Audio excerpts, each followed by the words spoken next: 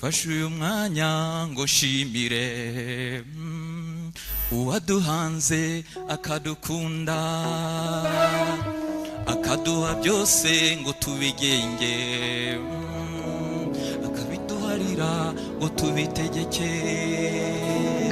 ntiyarekeye aho ngo bishire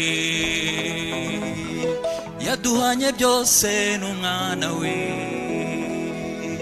uwaduhaye uwo mwana we azaburute kumuduhana na byose uwaduhaye uwo mwana we azaburute kumuduhana na byose ubukire ni wowe ubutanga gukungahara ni wowe gusa gukomera